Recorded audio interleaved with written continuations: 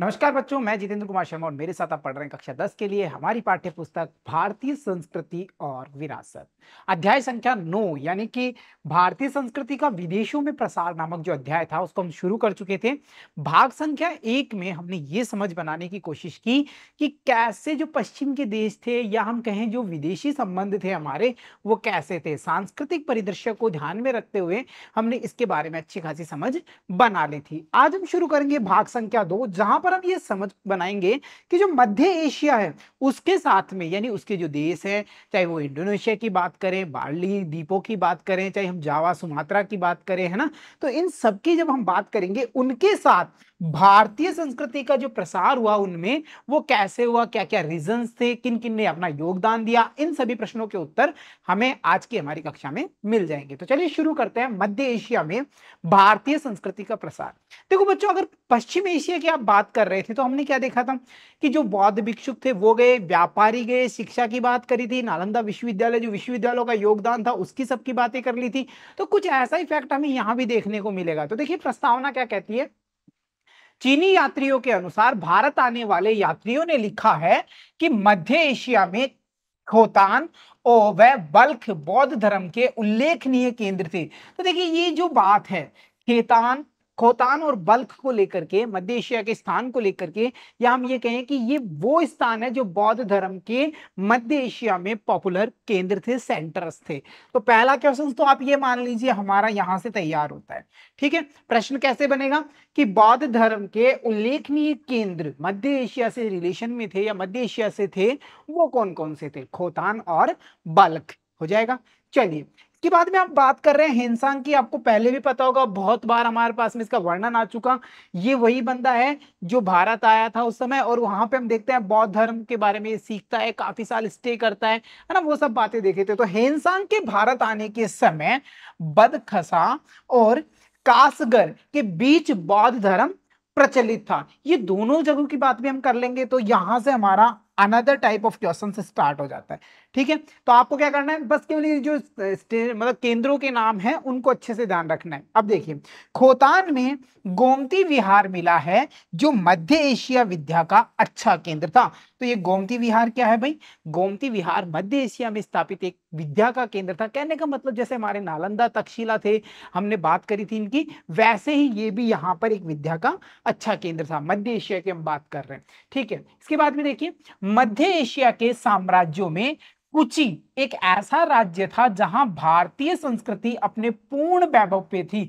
तो देखिए अगर मध्य एशिया की बात कर रहे हो तो किसको ध्यान रखोगे, कुची को भी ध्यान रखोगे। अच्छा सर, हमें ये सब चीजें ध्यान रखनी है, तो यहां से प्रश्न कैसे बनेंगे, सीधा सीधा अगर वन लाइनर क्वेश्चंस की बात कर रहे हैं राजस्थान स्टेट ओपन को लेकर के, पहला क्वेश्चन कैसे बनेगा कि मध्य एशिया में बौद्ध धर्म के उल्लेखनीय दो केंद्रों के नाम बताइए, तो खोतान और बल्ख बता देंगे। वैसे ही अगर हम बात करें कि मध्य एशिया के ऐसे साम्राज्यों में या मध्य एशिया में ऐसा कौन सा साम्राज्य था जहां पर भारतीय संस्कृति काफी ज्यादा डेवलप थी, तो कुछ ही का नाम हम यहाँ पे लिख देंगे। ठीक है, भारत और मध्य एशिया के देशों के बीच जो सांस्कृतिक आदान प्रदान हुआ उसका प्रमाण इन देशों से प्राप्त स्तूपों, मंदिरों, मठों, मूर्तियों, चित्रों, इन सभी के माध्यम से हमें पता चल जाता है। कैसे पता चलता है, देखो अब तुम देखेंगे ना, हम जैसे जैसे आगे बढ़ेंगे तुम क्या देखेंगे, जब हम इंडोनेशिया की बात करेंगे, जावा सुमात्रा की बात करेंगे, बाली की बात करेंगे, तुम ये देखेंगे कि वहां पर जो स्तूप बनाए गए हैं वो किस धर्म से रिलेट कर रहे हैं, बौद्ध धर्म से।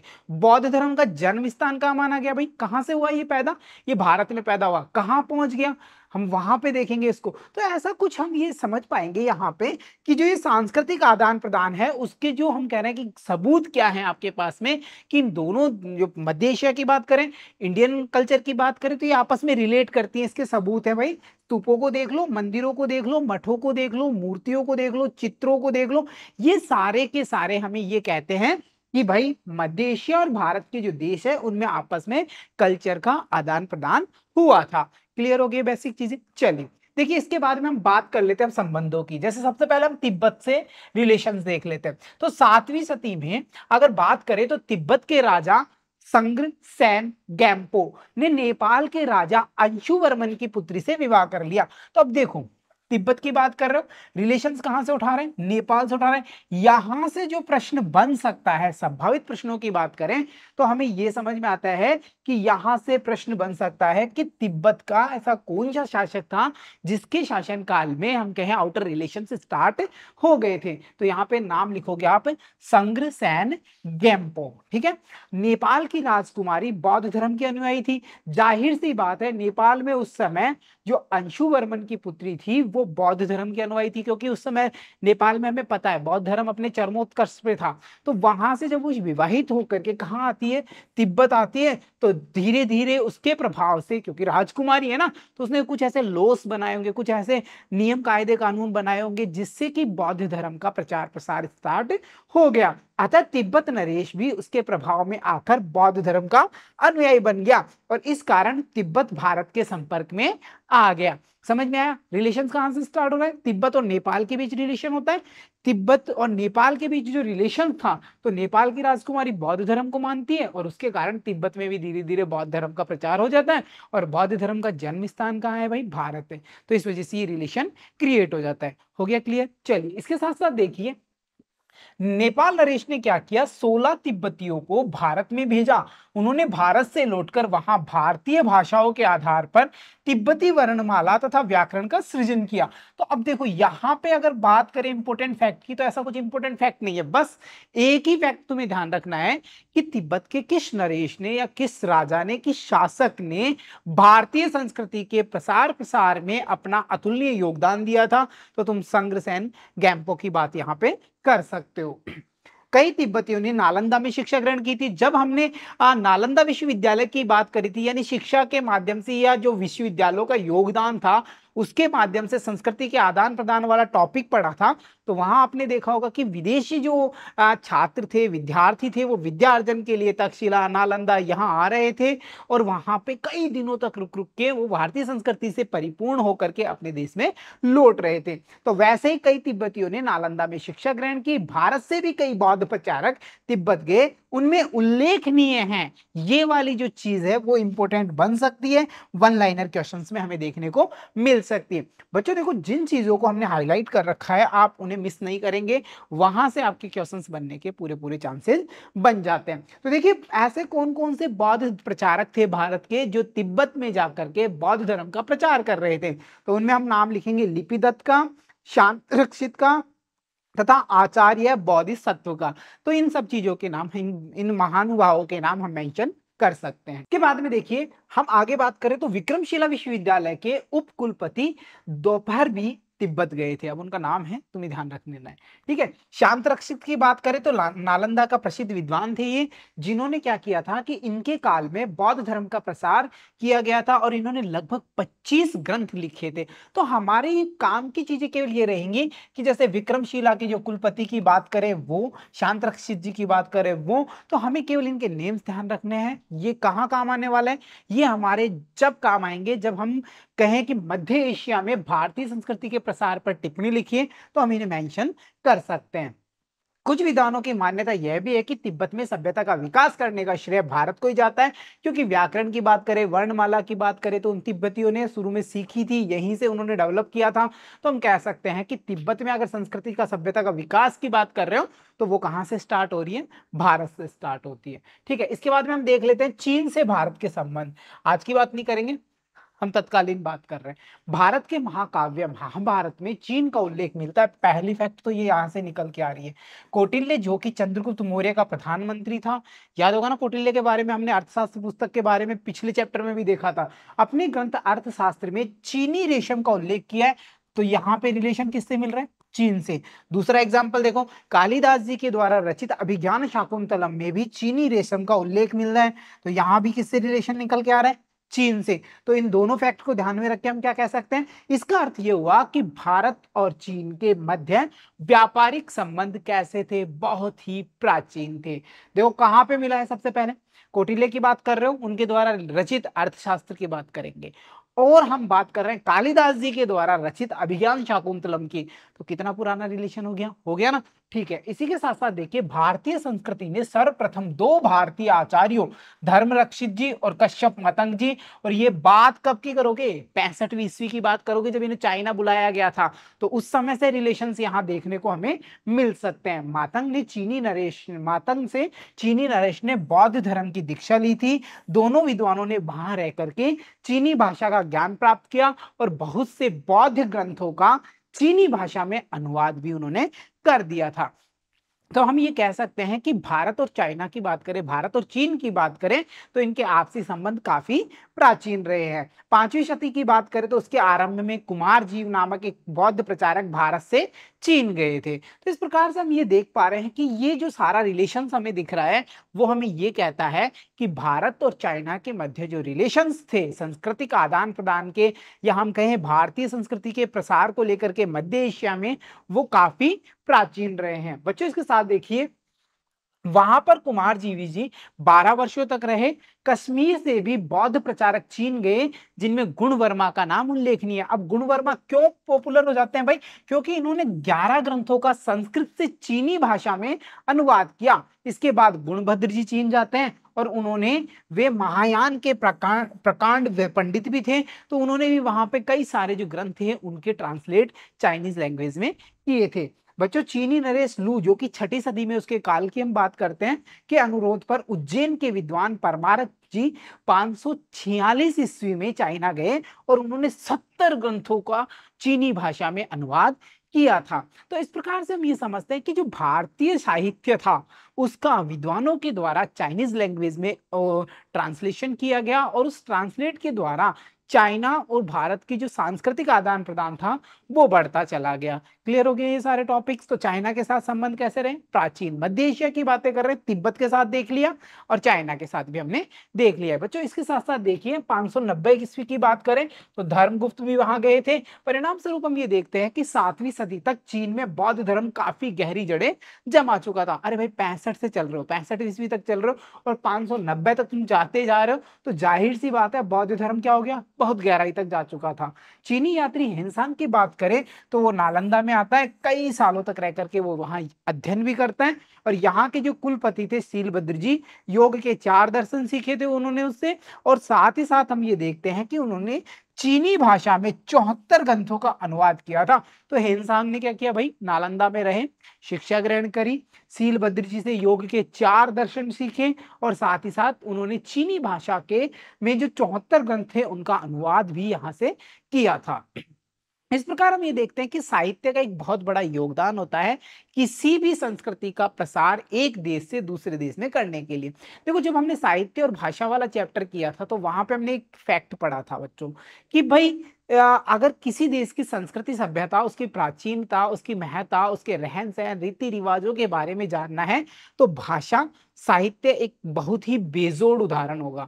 साहित्य जैसा लिखा गया उसे हम पढ़ते हैं तो हमें पता चल जाता है कि भाई तत्कालीन स्थिति कैसी रही होगी। अरे भाई सीधा सीधा देखो, हमने आर्यों की बात की थी जब इतिहास वाला चैप्टर किया, कैसे पता कर रहे थे, हम वैदिक संस्कृति में उनके बारे में पढ़ रहे थे तो हमें पता चला कि भाई ये ऐसे थे। जब हम अलबरूनी साहब की पुस्तक पढ़ते हैं तो क्या पता चलता है भाई वो तत्कालीन जो राजाओं का काल था वो कुछ ऐसा रहा होगा। तो हमें कैसे पता चल रहा है, संस्कृति का और उस समय की सभ्यता का, जाहिर सी बात है साहित्य के द्वारा। तो इसी साहित्य का जो हम देख रहे हैं अलग अलग भाषाओं में अनुवाद करवाया गया, तो ये जो संस्कृति थी उसका प्रसार मध्य एशिया में होता चला गया। क्लियर हो गया।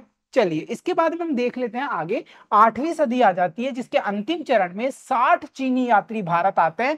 इत्सिंग के बारे में भी हम तभी पढ़ते हैं, वो भी उन 60 यात्रियों में था जो 8वीं सदी में आया था। दोनों देशों के मध्य एक दूसरे के विद्वानों का आना जाना बना रहा और इसी वजह से हम देखते हैं कि बौद्ध धर्म के प्रचार के साथ साथ भारतीय संस्कृति का प्रसार भी मध्य एशिया में, चाइना में हो चुका था। क्लियर हो गया। चलिए इसके बाद में हम बात करते हैं अगला कोरिया और जापान की। इन दोनों से रिलेशंस की बात करें तो कोरिया है कहां, पहले उसकी स्थिति देखो, चीन के उत्तर पूर्व में स्थित है, ठीक है। फिर कोरिया को भारतीय संस्कृति के तत्व चीन से प्राप्त हुए, क्यों हुए, क्योंकि चीन चाइना के पास में, तो जाहिर सी बात है वहां से उसको इन्फ्लुएंस मिलेगा, चाइना से उसको भारतीय संस्कृति का इन्फ्लुएंस मिलता है। और इसी वजह से यहाँ पे ये लाइन मेंशन की गई है कि कोरिया को भारतीय संस्कृति का तत्व, रस, उसका मैं कह रहे हैं कि उसका जो इफेक्ट है वो कहाँ से मिल रहा है, चाइना से प्राप्त हो रहा है। सबसे पहले सुंदो नामक एक बौद्ध भिक्षु बुद्ध की मूर्ति और सूत्र लेकर सन 352 ईस्वी में कोरिया पहुंचे थे। तो यहीं से बौद्ध धर्म के पदार्पण हो जाते हैं कोरिया में। और फिर उसके बाद में 384 ईस्वी की बात करें, जब आचार्य मल्लानंद जी आते हैं जो कोरिया चले जाते हैं। क्लियर। देखिए इसके साथ साथ देखते हैं एक भारतीय भिक्षु ने सन 404 ईस्वी में 2 मंदिरों का निर्माण कोरिया के प्योंगयांग नगर में करवाया था। भाई नाम थोड़े से तुम्हें ध्यान रखने ही होंगे, टिपिकल हो सकता है। जैसे कि हमने द्रविड़ लैंग्वेज पढ़ी थी तो जाहिर सी बात थी, तमिल, तेलुगु, कन्नड़, मलयालम की हमने बात करी थी, तो उसमें जो नाम आ रहे थे वो हमारे लिए नए हो सकते हैं, है ना। तो तुम्हें घबराने की जरूरत नहीं, इन्हें 2-3 बार पढ़ के तुम अच्छे से रिवाइज कर लोगे, उम्मीद है मुझे इतनी।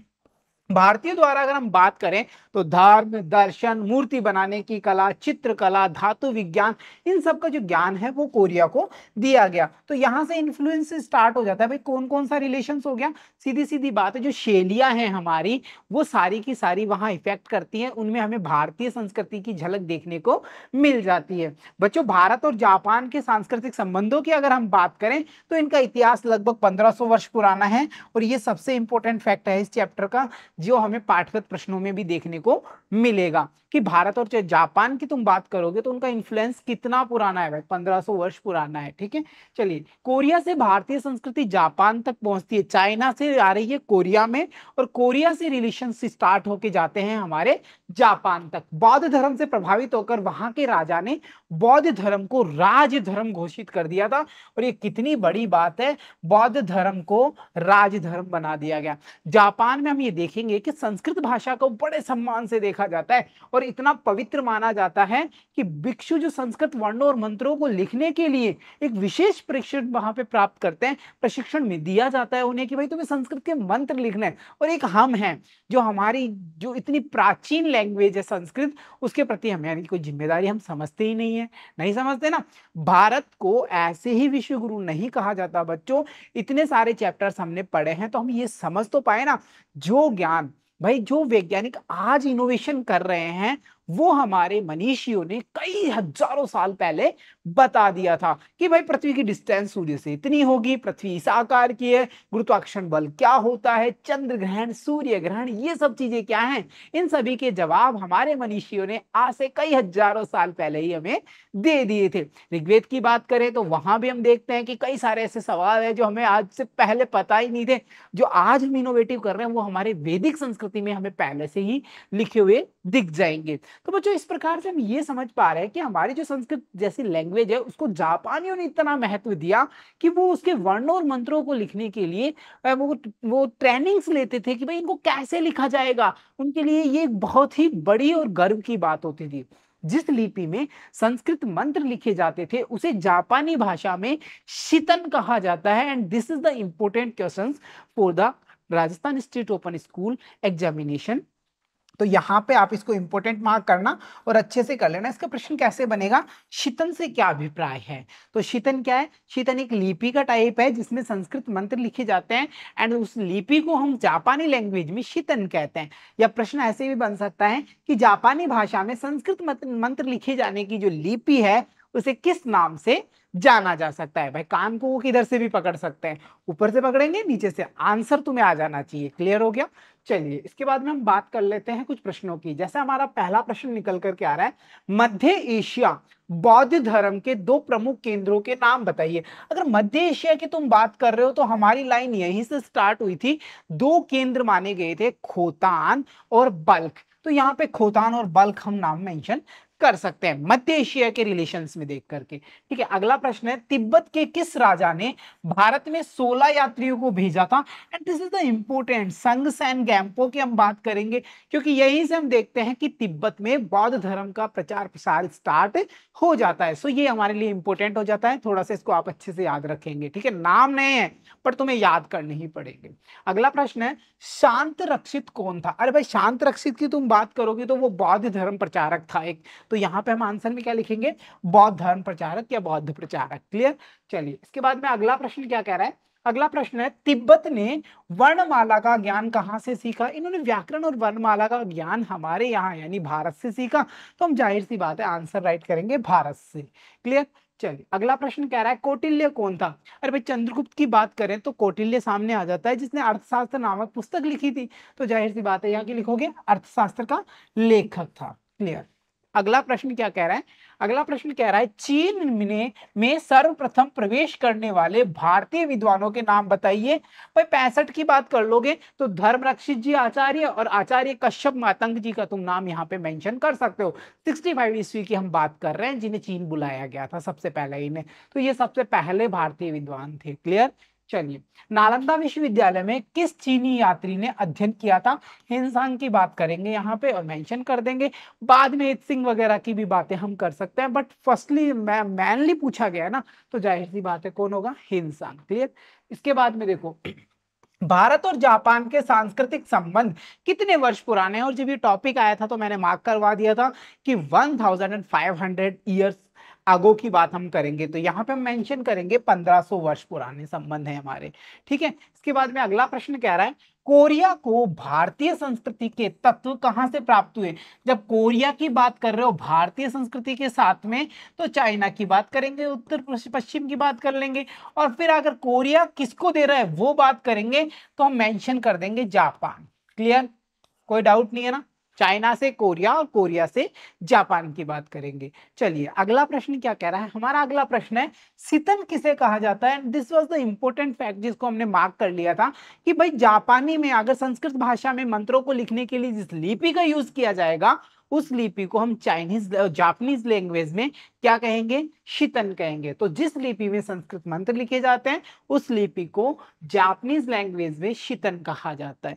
So this was the Madhya Asia में हमारी भारतीय संस्कृति के प्रसार को लेकर के जो टॉपिक था उसके पाठगत प्रश्न थे। संभावित प्रश्नों की अगर हम बात करें तो आपको यहां से ये तो समझ में आ गया होगा ना किस टाइप्स के प्रश्न बनते हैं। सीधे सीधे फैक्चुअल क्वेश्चन यहां से बनेंगे बच्चों। चलिए अगला टॉपिक देख लेते हैं। हमारा अगला टॉपिक है, दक्षिणी पूर्वी एशिया में भारतीय संस्कृति का प्रसार।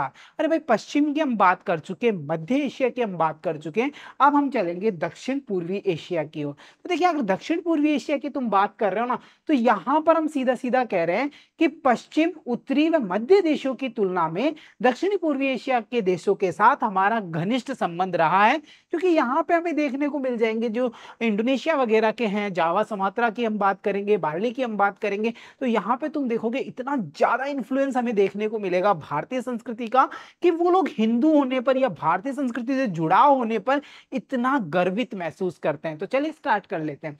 देखिए इन देशों में भारत ने व्यापार के साथ साथ उपनिवेश भी स्थापित किए थे, वहां की जातियों को सभ्य बनाने में महत्वपूर्ण योगदान भी दिया था। वहां अन्य धर्म होने के बाद भी भारतीय संस्कृति आज तक जीवित है। और जब तुम बार्ली द्वीप की बात करोगे, छोटा सा द्वीप है बार्ली, जब उसकी तुम बात करोगे ना तो वहां पे तुम्हें यह पता चलेगा कि उसके आसपास के एरिया में इस्लाम ने अपने वर्चस्व को बना लिया था, परंतु आज भी वहां पर भारतीय संस्कृति, हिंदू धर्म अच्छे से फलीफूल हो रहा है और वो आज इस बात पे गर्व करते हैं। तो हम ये देखते हैं कि इतना सारा कुछ होने के बाद में, अन्य धर्म होने के बाद भी वहां पर भारतीय संस्कृति क्या कर रही है? अच्छा खासा ग्रोथ कर रही है। देखो बच्चों, अब हम देख लेते हैं पहले श्रीलंका के साथ संबंध। अरे भाई श्रीलंका के साथ तो हमारे बहुत प्राचीन संबंध है। माता सीता याद है ना सबको? रावण कहाँ लेके गया था? लंका में लेके गया था।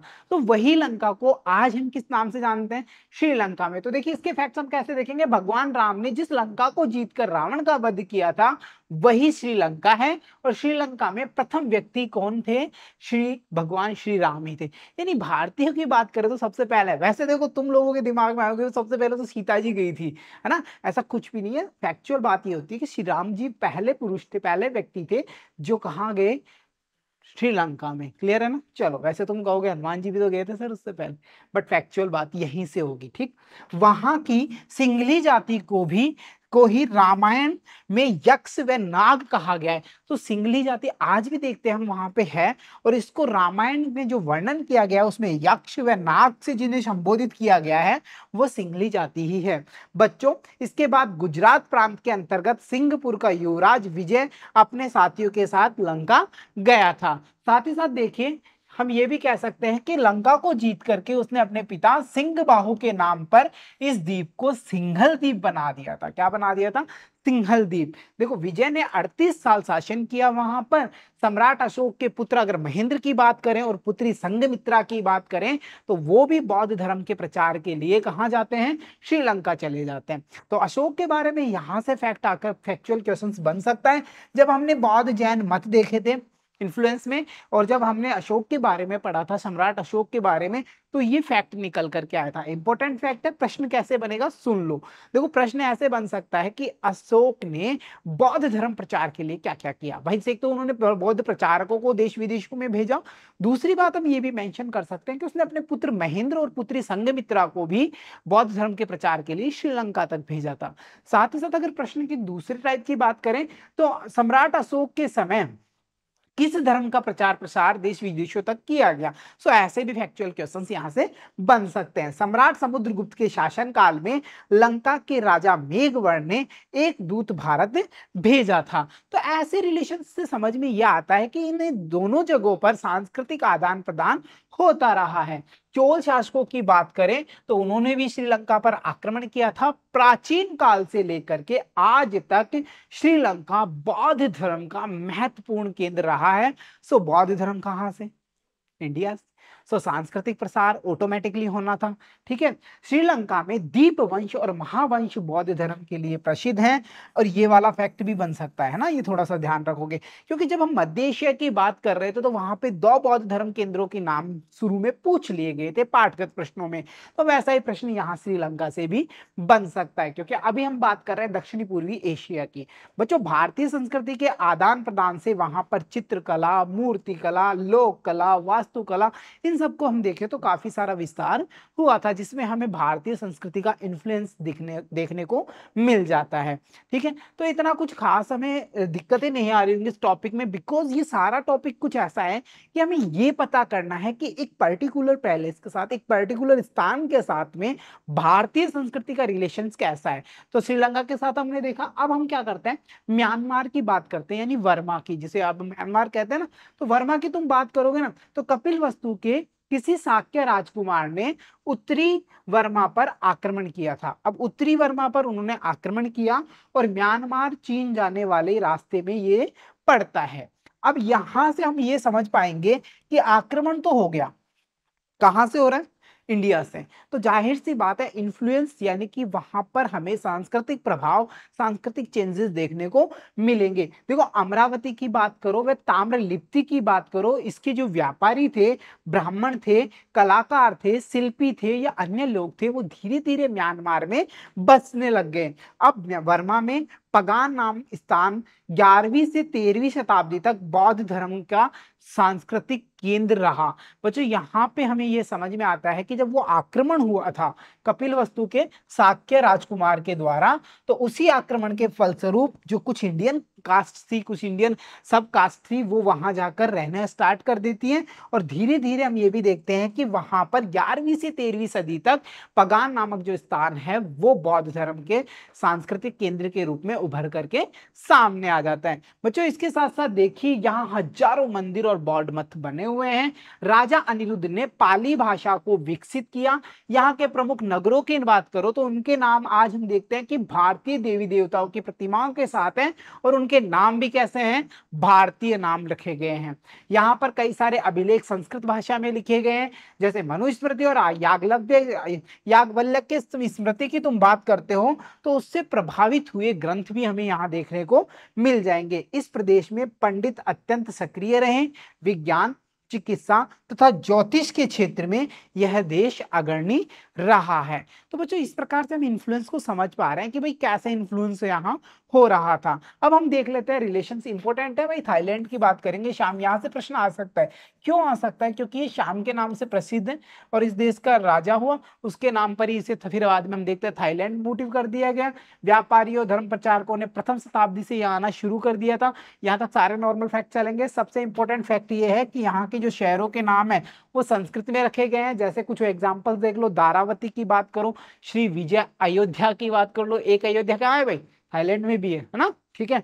और सुखोदय की बात कर लो तो इस प्रकार से हम ये देखते हैं कि यहाँ पर अधिकतर शहरों के नाम किस लैंग्वेज में लिखे गए, संस्कृत में। और संस्कृत कहाँ से पैदा हो रही, सबसे प्राचीन लैंग्वेज है ना इंडिया की।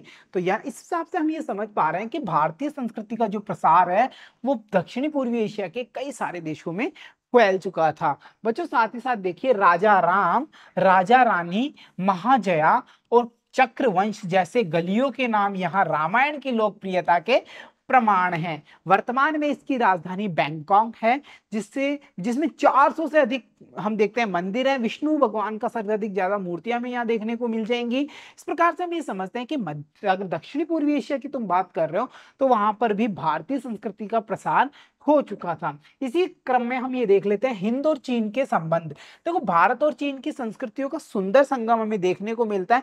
हिंदी चीनी भाई भाई वाली बात कर लो तुम सीधा सीधा। कौंडिन्य नाम के जो ब्राह्मण थे उन्होंने अपना राज्य सर्वप्रथम यहाँ स्थापित किया। कंबोडिया, चंपा, जावा, सुमात्रा के राजवंश कौंडिन्य को ही अपना पूर्व पुरुष मानते थे। अरे कौंडिन्य ब्राह्मण वंश से रिलेट करेंगे। कौंडिन्य ने हिंद चीन के लोगों को सभ्य बनाया। इससे पहले यहाँ के लोग नग्न रहा करते थे, तो हमने इनको सभ्यता सिखाई है। क्या सिखाई है, सभ्यता, है ना। इसी प्रकार हम ये देखते हैं कि अगर हिंद चीन संबंधों की हम बात कर रहे हैं, संस्कृतियों का सुंदर समावेश हमें देखने को मिलेगा। और यहाँ पे तुम्हारे लिए इंपॉर्टेंट चीज तुम्हारे एग्जाम के पॉइंट ऑफ व्यू से एक ही है, वो तुम ये ध्यान रख लेना, इस वंश का, कौंडिन्य वंश का। कौंडिन्य वंश की तुम बात करो तो प्रश्न सीधा सीधा पड़ेगा, डायरेक्ट पूछा जाएगा हिंद चीन संबंध के अंतर्गत किस राज्य को हम महत्ता दे सकते हैं, सीधा सीधा प्रश्न पूछा जाता है। और बाकी चीजें तुम्हारे काम की नहीं होंगी। वियतनाम की बात करें तो वियतनाम चंपा के नाम से प्रसिद्ध था। तो देखिए चंपा अर्थात आधुनिक वियतनाम हिंद चीन का ही एक महत्वपूर्ण राज्य था। यहाँ की शासन व्यवस्था हिंदू धर्म के अनुसार ही चलाई जाती थी। इसका पहले नाम अनाम था। तो ये फैक्चुअल क्वेश्चंस बन सकता है। प्राचीन नाम अनाम। देखिए विशाल राज्य होने के कारण इसका नाम अनाम रखा गया था और इसकी राजधानी क्या बनाई गई, चंपा। विशाल राज्य होने के कारण ही इसे 3 भागों में बांट दिया गया, जिसमें हम देखेंगे अमरावती, चंपा और विजय। तो ये 3 पोर्शंस भी तुम ध्यान रख सकते हो। बच्चों भद्रवर्मा की बात करें तो वो वीर योद्धा ने यहाँ पर एक विशाल शिव मंदिर बनाया और उसी के नाम भद्रेश्वर स्वामी के नाम से ये मंदिर प्रसिद्ध हो जाता है। बच्चों इसके साथ साथ अगर हम बात करें यहाँ अभिलेखों की, तो यहाँ संस्कृत और देवनागरी में कई सारे अभिलेख हमें देखने को मिलेंगे। यहाँ के लोगों को चम कहा जाता है। अरे चंपा के निवासी चम है, क्या है, चम, चमाचम, चम। याद रख लेना ये चीजें, क्योंकि चम को लेकर के सबसे बड़ी बात यह है कि इन्होंने काफी सारी संख्या में हिंदू और बौद्ध मंदिरों का निर्माण करवाया था। कंबोडिया की तुम बात करो जो कि कंबुज के नाम से प्रसिद्ध है। यहाँ के हमारे संबंध हम ये देखते हैं कि हिंद चीन राज्यों का ये दूसरा राज्य है जिसके साथ हमारे संबंध काफी अच्छे रहे हैं और भारतीय संस्कृति का ये केंद्र माना जाता है। कैसे कह सकते हैं, अब देखना तुम्हें सारा कुछ यहाँ से क्लियर हो जाएगा। देखो छठी शती में इसका नाम फुनान था, उसके बाद कंबुज और वर्तमान में कंबोडिया के नाम से जाना जाता है। भव वर्मा की बात करो और जय वर्मा की बात करें तो ये यहाँ के प्रमुख राजा थे, नाम नहीं पूछा जाता, बस ये वाली चीज तुम ध्यान रख लेना। 9वीं शताब्दी की तुम बात करोगे तो जय वर्मादित्य ने कंबोडिया को शक्तिशाली बनाने के लिए भारत से दला और हिरण्य नामक 2 ब्राह्मणों को बुलवाया था। इसी वंश का यशोवर्मा यशोधरपुर नगर बसाता है। ये फैक्चुअल क्वेश्चंस पूछा जा चुका है पहले भी कई बार, थोड़ा सा इसको ध्यान रख लेंगे। और यहाँ पर हम देखते हैं कि धीरे धीरे शैव धर्म भी प्रचारित हो रहा था। तो जाहिर सी बात है विष्णु, शिव, ये सारे देवता हमें यहाँ देखने को मिल जाएंगे। इसी वंश के एक और शासक सूर्यवर्मा ने अंगकोर वाट, ये वाला जो इंपॉर्टेंट फैक्ट है इसको हम देखेंगे। अंगकोर वाट क्या है, एक विष्णु मंदिर है और इस विष्णु मंदिर की सबसे बड़ी जो खासियतें हैं वो देखो, इसकी दीवारों पर क्या है, रामायण और महाभारत के चित्र है। निर्माण कब हुआ, 1113 से 1150 ईस्वी के मध्य। गुप्त काल व द्रविड़ शैली का प्रभाव हमें यहाँ देखने को मिलेगा। इसके 5 शिखर हैं जो सुमेर पर्वत के 5 शिखर माने जाते हैं। इस प्रकार हम ये कह सकते हैं कंबोडिया भी भारतीय सभ्यता और संस्कृति का एक अच्छा केंद्र रहा है। यहाँ पर हमें भारतीय सभ्यता और संस्कृति की झलक देखने को मिलती है। बच्चों इसके साथ साथ देखिए नगरों के नामों की बात करो तो वो भी भारतीय नगरों के नामों के जैसे ही मिलेंगे। दानशाला और आरोग्यशाला यहाँ कई सारे जो अमीर थे, धनी वर्ग था, उनके द्वारा बनाई गई है। यहाँ पर कई सारे बड़े बड़े स्मारकों का निर्माण भी करवाया गया है। उनको पुराणों से लेकर शिव, विष्णु, बुद्ध व अन्य देवी देवताओं की मूर्तियों से सजाया गया है। किनको? इन स्मारकों को। बच्चों इसके साथ साथ देखिए कंबोडिया के दूसरे राजा जयवर्मा सप्तम ने अंगकोर वाट थोम में एक नई राजधानी बनाई जो तत्कालीन विश्व का सबसे बड़ा नगर माना जाता था। तो यहाँ पे हम ये देखेंगे कि कैसे वो लोग भगवान विष्णु जो कि हमारे आराध्य माने जाते हैं, भारतीय संस्कृति से बिलोंग करते हैं, उन्हें अपना आराध्य बनाते हैं। उनके उनके लिए देखो कई सारे मंदिरों का निर्माण करते हैं। भारतीय परंपरा संस्कृति के अनुसार ही दानशालाएं और आरोग्यशालाएं बनाई जाती हैं। जो स्मारक बनाए गए उनको हिंदू देवी देवताओं से सजाया गया है। उनको मतलब सजाया गया का मतलब ये है कि हमें वहां पर जो मूर्तियां वगैरह देखने को मिलेंगी वो किन की होंगी? हिंदू देवी देवताओं की होंगी। इसी प्रकार ये सारी की सारी चीजें ये इंगित करती हैं कि दक्षिणी पूर्वी एशिया की अगर आप बात कर रहे हो, कंबोडिया की आप बात कर रहे हो, तो वहां भी भारतीय संस्कृति का प्रसार देखने को मिल जाएगा। क्लियर हुआ ये टॉपिक? चलिए इसके बाद में हम आगे बात करें तो देखिए इस नगर में एक विशाल मंदिर बनवाया गया जो पिरामिड शैली का बना हुआ था और इस मंदिर में 40 शिखर है। ये बात पूछेगा रही पिरामिड शैली, थोड़ा सा ध्यान रखना। इंडोनेशिया जिसे हिंदेशिया भी कहा जाता है, इसके साथ संबंध, अगर इनके साथ संबंधों की तुम बात कर रहे हो इंडोनेशिया के साथ की, तो देखिए इंडोनेशिया के जो द्वीप हैं उनमें जावा सर्वाधिक महत्वपूर्ण द्वीप था और इसका प्राचीन नाम यव द्वीप था। और ये जो प्रश्न है बच्चों ये हमारे लिए क्या होगा? इंपॉर्टेंट। देखो हिंदी भाषा तुमने पढ़ी होगी। हिंदी में जो हम तत्सम तद्भव शब्द पढ़ते हैं तो हमें ये पता चलता है कि यव को क्या कहा जाएगा? जव। यव को जव हुआ और फिर जव से जो बन जाता है। वैसे ही यहाँ पे तुम देखोगे यवद्वीप जो धीरे धीरे धीरे धीरे तद्भव बनता बनता जावा बन गया। क्या बन गया? जावा। तो जावा सबसे प्रमुख द्वीप है यहाँ पे इंडोनेशिया की बात करें और इसका प्राचीन नाम पूछा जा सकता है यव द्वीप है। चीनी कथाओं के अनुसार यहाँ भारतीयों ने लगभग 65 ईस्वी में बसना प्रारंभ कर दिया था। बच्चों जावा पर भारतीय शासन दूसरी सदी में स्थापित हो गया था।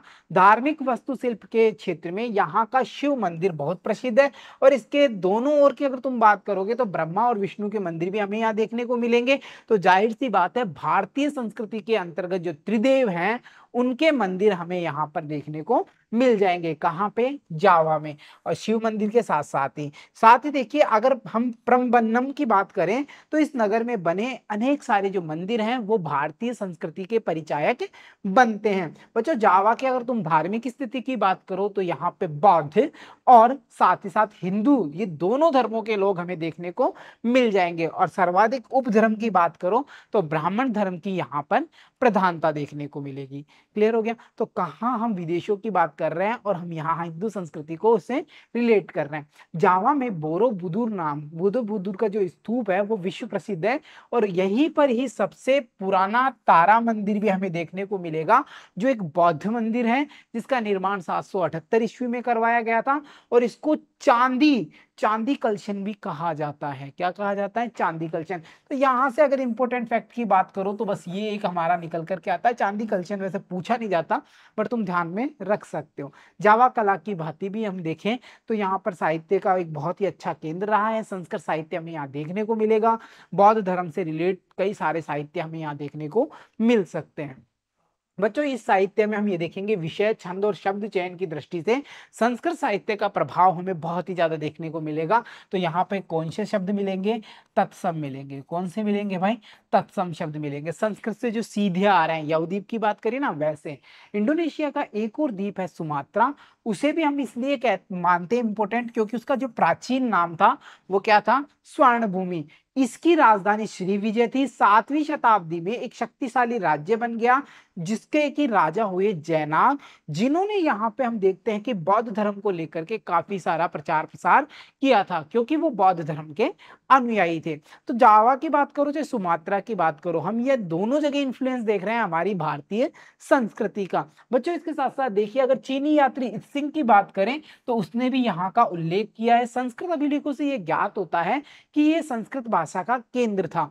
इंडोनेशिया या इंडोनेशिया के द्वीपों में सबसे बड़ा द्वीप, ये प्रश्न है भाई तुम्हारा इंपॉर्टेंट। मैं वहां पे देखो बच्चों थ्योरिकल चीजों में तुम्हें पढ़ना नहीं है, एग्जाम्स है। जाहिर सी बात है जो चीजें हमने फैक्चुअल बताई है आपको पाठगत प्रश्नों में हो, संभावित प्रश्नों में हो, पाठ के बीच में हो, आपको उसे अच्छे से राइट करना है, अच्छे से लर्न कर लेना है। हाथों हाथ लर्न करके खत्म करोगे, क्योंकि लास्ट चैप्टर चल रहा है हमारी बुक का। तो देखो, हिंदीशिया या इंडोनेशिया की द्वीपों की बात करो तो यहाँ सबसे बड़ा द्वीप, प्रश्न पूछा गया है सबसे बड़ा द्वीप कौन सा है, बोर्नियो। और ये इसलिए महत्वपूर्ण हो जाता है क्योंकि यहाँ पर कई सारे हमें अभिलेख मिलेंगे जो यहाँ भारत का ये उपनिवेश होने की जो स्थिति थी इसका वर्णन हमें यहाँ पे मिल जाता है। बच्चों साथ ही साथ देखिए, यहाँ पर यज्ञ होने के प्रमाण भी हमें मिलते हैं। 8वीं सदी में यहाँ शैलेंद्र वंश का राज्य स्थापित हो गया था। इस वंश का प्रथम शासक धर्मेंद्र शर्मा या धरणी शर्मा भी तुम्हें दो नाम देखने को मिल सकता है इसका, ना कंफ्यूज मत होना, धरणी हो, धर्मेंद्र हो, धरणीधर शर्मा, ऐसे नाम इसके देखने को तुम्हें मिल जाएंगे। जो बंगाल के बौद्ध भिक्षु कुमार घोष का शिष्य था। अब जाहिर सी बात है कहाँ से स्टार्ट हो रहा है, बौद्ध भिक्षु का ये कुमार घोष का शिष्य है, कहाँ जाकर स्टेबल कर रहा है भाई, हम देख रहे हैं बोर्निया में कर रहा है, तो वहां का शासक बन रहा है, तो इन्फ्लुएंस होना डेफिनेटली है। शासक क्या करेगा, अपने मुताबिक काम करते हैं ना, अपनी जो चीजें हैं उनको लोगों को बताता है भाई तुम मेरे अकॉर्डिंग रहो, तुम मैं जो धर्म मान रहा हूं तुम उसके अनुयायी बनो, ऐसा ही कुछ होता है। तो जाहिर सी बात है यहाँ पर हमें भारतीय संस्कृति का प्रसार देखने को मिल जाएगा। इसके पौत्र की बात करें, जैसे बालपुत्र देव की बात करें, तो उसने क्या किया कि सुमात्रा और कंबोडिया पर अधिकार कर लिया और ये धन संपन्न राज्य बन गया था। तो कई सारे निर्माण देखने को मिलेंगे जिसमें हमें भारतीय सभ्यता और संस्कृति की झलक देखने को मिल जाएगी। बच्चों, तेलम नदी के तट के निकट एक गुफा में शिव, गणेश, ब्रह्मा, नंदी की सुंदर मूर्तियां प्राप्त हुई हैं और ये प्रश्न हमारे पाठगत प्रश्नों में भी देखने को मिलेगा और इंपॉर्टेंट हो जाता है। क्यों हो जाता है, क्योंकि यहाँ पर हम ये देख रहे हैं कि हिंदू धर्म से रिलेट, भारतीय संस्कृति से रिलेट देवी देवताओं की सुंदर प्रतिमाएं हमें देखने को मिल रही हैं। बोर्नियो की बात कर रहे हो तुम, तो प्राचीन काल से हिंदू संस्कृति का केंद्र रहा है। जाहिर सी बात है, हम ये देख रहे हैं कि इतने सारे जो देवी देवताओं की मूर्तियां वो हमें यहाँ मिल रही हैं, तो ये जाहिर सी बात है हिंदू संस्कृति का केंद्र रहा है। इंडोनेशिया का सबसे छोटा टापू या द्वीप की बात कर रहे हो तो वो बाली है, और अब ये वो बाली आ गया जिसकी बारे में मैंने स्टार्टिंग में बात करी थी। इसके जितने भी पड़ोसी द्वीप या टापू हैं वो इस्लाम के इफेक्ट में आ गए थे। इस्लाम के जो आक्रमणकारी थे उन्होंने वहां से अन्य धर्मों को पदस्थापित कर दिया था, परंतु आज भी हम ये देखते हैं यहाँ पर हिंदू धर्म की जो संस्कृति सभ्यता है वो आज भी समाप्त नहीं हुई है। कैसे कह दोगे ये सब बातें, देखो यहाँ के लोग आज भी हिंदू हैं और वो इस बात पर गर्व करते हैं। वो क्या क्या कर रहे हैं, वो विष्णु, शिव, इंद्र, गणेश, राम, कृष्ण की पूजा करते हैं बच्चों। साथ ही साथ हम ये देखेंगे कि जब चीनी यात्री इसिंग की बात करेंगे तो उस समय यहाँ पर बौद्ध धर्म प्रचलित था।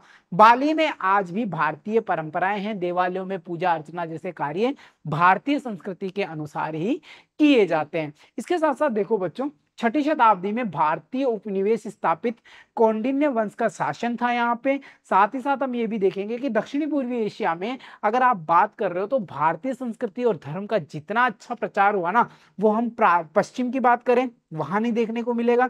हम अगर मध्य की बात कर रहे हैं एशिया की, वहां इससे कम ही मिलेगा, परंतु सर्वाधिक की बात करोगे तो वो कहाँ देखने को मिलेगा, दक्षिणी पूर्वी एशिया में। और सभ्यता संस्कृति का आदान प्रदान तथा भारतीय लिपि में जो संस्कृत शिलालेख है वो इसी जानकारी को प्राप्त करने के महत्वपूर्ण स्रोत माने जाते हैं। इस प्रकार से हम ये कह सकते हैं कि जो हमारा दक्षिणी पूर्वी एशिया के साथ भारतीय संस्कृति का प्रसार है वो एक अतुलनीय रहा है और उसको लेकर के हमने सारे डाउट्स क्लियर कर लिए हैं। तो चलिए कुछ पाठगत प्रश्नों को देख लेते हैं।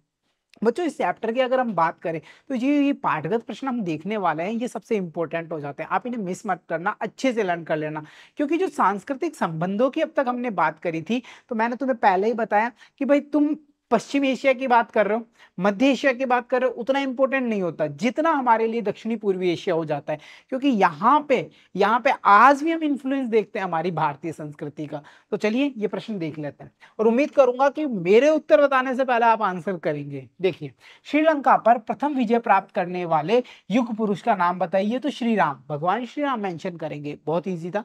अगला प्रश्न क्या बन सकता है, सम्राट अशोक ने बौद्ध धर्म का प्रसार करने के लिए क्या प्रयास किए थे? टॉपिक में भी हमने देखा था, तो पहला मेंशन है कि उसने बौद्ध भिक्षुकों को विभिन्न देशों में भेजा था, और साथ ही साथ हम देखते हैं कि पुत्र महेंद्र और संघमित्रा जो पुत्री थी उनको श्रीलंका भी भेजा उसने धर्म प्रचार के लिए। तो ये वाली चीजें मेंशन कर सकते हैं। अगला टाइप ऑफ प्रश्न कैसा बन सकता है? मेघवर्ण कौन था? भाई लंका का राजा था ना ये, मेघवर्ण कौन था? लंका का राजा। वर्मा का आधुनिक नाम की बात कर रहे हो, म्यांमार मेंशन कर दोगे, बहुत ईजी था। अगला प्रश्न कैसे बन सकता है? थाईलैंड का आधुनिक नाम कब रखा गया? शाम से ये कब बना? शाम से थाईलैंड कब बना भाई? ये शाम से थाईलैंड बना 1939 ईस्वी में। क्लियर? चलिए अगला प्रश्न है, बैंकॉक किस देश की राजधानी? थाईलैंड की बात कर रहे हैं तो थाईलैंड मेंशन कर दो। अगला प्रश्न क्या कह रहा है? हिंद चीन में किस ब्राह्मण का शासन था? कौंडिन्य। कौंडिन्य की बात कर ली थी सबसे पहले हमने। नाम में तुम देखो कंफ्यूज मत हो ना, तुम इजी याद करना, बहुत इजीली तुम्हें अच्छे से याद हो जाएंगे, है ना। ऐसा कोई टिपिकल चीजें यहाँ पे हमें देखने को नहीं मिली, जैसा हमने भाषा और साहित्य वाला चैप्टर पढ़ा था, जब वो पुस्तकों के नाम आ रहे थे, राइटर्स के नाम आ रहे थे, द्रविड़ लैंग्वेज में आ रहे थे, तो हमें थोड़ी सी प्रॉब्लम्स हो रही थी, बट ये सब कुछ ईजी है, ठीक है। इसके बाद में अगला प्रश्न है, अनाम किस राज्य का प्राचीन नाम था? अरे भाई काफी विस्तृत था, इसलिए इसे कोई नाम नहीं दिया गया, और ये आज किस नाम से जाना जाता है?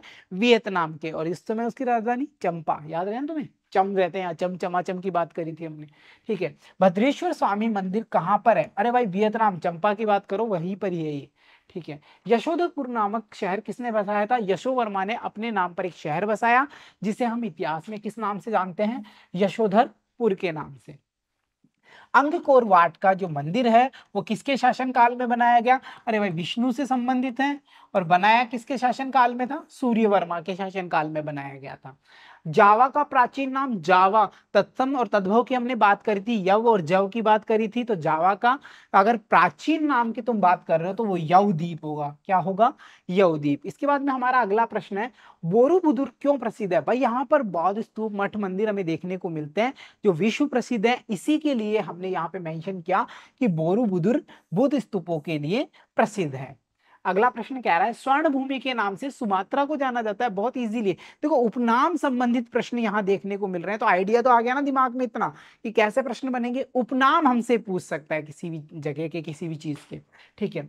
इसके बाद में हम बात करें, अगला प्रश्न है, इंडोनेशिया का सबसे बड़ा द्वीप? बड़ा द्वीप पूछा है, बोर्निया। छोटा पूछेगा तो क्या कहोगे? वो टापू है ना बाली, वो वाला मेंशन करना है। चलिए अगला प्रश्न है, बाली किस देश का सबसे छोटा द्वीप है? ये लो इंडोनेशिया का। आ गया ना सेम ही क्वेश्चन, बड़ा और छोटा दोनों पूछ लिया। प्रसिद्ध क्यों है वो तुम्हें पता है अच्छे से। तेलन नदी की बात करो, तेलन भी देखने को मिल सकता है बच्चों, तेलम भी हो सकता है कहीं पे, कंफ्यूज मत होना ना, तेलम और तेलन। तेलम नदी के तट के पास गुफा में किसकी मूर्तियां मिली है? अरे भाई शिव, गणेश, ब्रह्मा, नंदी की बहुत सुंदर सुंदर प्रतिमाएं मिली है ना। इसीलिए हमने यहाँ पे कहा था कि हमारी संस्कृति का प्रसार अच्छा हो रहा है। इसके बाद में अगला प्रश्न है, इत्सिंग किस देश का यात्री था? इत्सिंग की बात कर रहे हो, चाइना की तुम बात करोगे। किसकी बात करोगे? चाइना की, ठीक है बच्चों। तो ये थे हमारे पाठ के प्रश्न। अब हम ये देखेंगे कि इस पूरे चैप्टर से, चैप्टर नंबर 9 से हमने क्या क्या सीखा है, तो एक नजर डाल लेते हैं। यहाँ से तुम रिवीजन कर लेना, मुझे नहीं लगता कि हमने कोई टॉपिक मिस किया होगा। चलिए स्टार्ट करते हैं। सबसे पहली बात देखिए हमने कि भारतीय संस्कृति का विश्व के अनेक भागों में कई माध्यमों से प्रसार हुआ। तो इन माध्यमों को हमने देखा था, व्यापार के द्वारा, धर्म के प्रचार के माध्यम से, या फिर जो शिक्षा के केंद्र थे, विश्वविद्यालय थे, उनके माध्यम से इस संस्कृति का प्रसार हुआ। भारतीय विश्वविद्यालय अपनी शिक्षा के कारण प्रसिद्ध थे, और उन्होंने विदेशी छात्रों को अपनी ओर आकर्षित किया था। तक्षशिला, नालंदा की हम बात कर सकते हैं, विक्रमशिला की हम बात कर सकते हैं। भारतीय संस्कृति का विदेश में प्रसार करने में इन छात्रों का बहुत योगदान था। कई साल रहे, फिर यहाँ से पढ़ा, यहाँ से संस्कृति के बारे में समझ बनाई, अपने देश गए तो वहां पर उस संस्कृति का प्रसार किया। भारतीय ग्रंथों का चीनी भाषा में अनुवाद हुआ। ये ग्रंथ भी भारतीय संस्कृति के प्रसार का एक कारण बन जाते हैं। जिन देशों में बौद्ध धर्म पनपा, वहां पर जाहिर सी बात है बौद्ध मठ बनेंगे, स्तूप बनेंगे, बौद्ध मंदिर बनेंगे, है ना। ये सारी चीजें हमें देखने को मिलेंगी। ऐसा कुछ हमने चैप्टर में भी समझा था। भारतीय कला शैलियों को कई देशों ने अपनाया है। इसका सीधा सीधा एग्जाम्पल है, अभी हमने देखा जैसे इंडोनेशिया, जावा, सुमात्रा, बाली, बॉर्निया की हमने बात करी, तो वहां पर हम ये देखते हैं कि जो भी निर्माण किए गए हैं कला के क्षेत्र में, उन पर भारतीय संस्कृति का, भारतीय निर्माण शैलियों का प्रभाव देखने को मिलेगा। भारतीय परंपराओं व रीति रिवाजों का विदेश में प्रसार हुआ। बहुत बढ़िया चीज हमने देखा। कौंडिन्य शासन की बात कर लें तो ये सब चीजें हमने वहां पे आराम से देख ली थी। भारत के विभिन्न देवी देवताओं के मंदिर और मूर्तियां विदेशों में स्थापित हुई हैं, और काफी सारे, तेलन नदी वाली बात करो, है ना, हर जगह हम देखते हैं, या जो हम देख रहे हैं शिव विष्णु के मंदिर भी बनाए जा रहे हैं जगह जगह। रामायण और महाभारत जैसे महाकाव्यों का प्रचलन विदेशों में हुआ और कई जगह इनसे रिलेट करके कई सारी मूर्तियां स्थापत्य कला में भी हमें देखने को मिल जाती हैं।